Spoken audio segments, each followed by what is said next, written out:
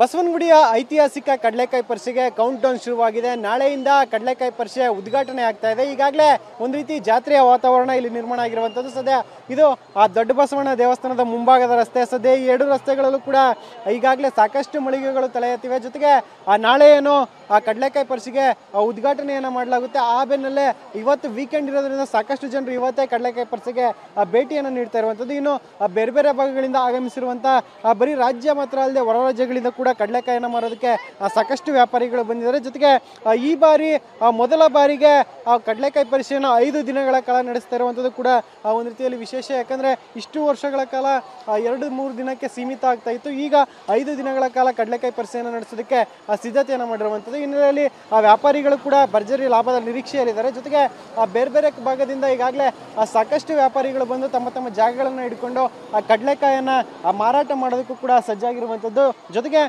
ಇಲ್ಲಿ ಪ್ರಮುಖವಾಗಿ ಈ ಬಾರಿಯ ಏನೋ ಕಡಲೆಕಾಯಿ ಪರಿಷೆಗೆ ಒಂದು ಪ್ಲಾಸ್ಟಿಕ್ ಮುಕ್ತ ಕಡಲೆಕಾಯಿ ಪರಿಷೆಯನ್ನು ಆಚರಣೆ ಮಾಡೋದಕ್ಕೂ ಕೂಡ ಸಿದ್ಧತೆಯನ್ನು ಮಾಡ್ತಾ ಇದ್ದಾರೆ.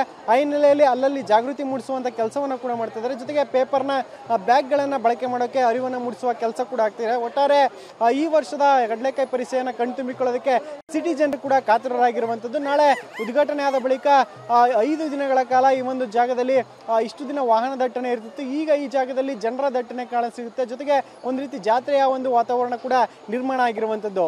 ಕ್ಯಾಮರಾ ಪರ್ಸನ್ ಮಹೇಂದ್ರ ಜೊತೆ ಶಾಂತಮೂರ್ತಿ, TV9 ಬೆಂಗಳೂರು.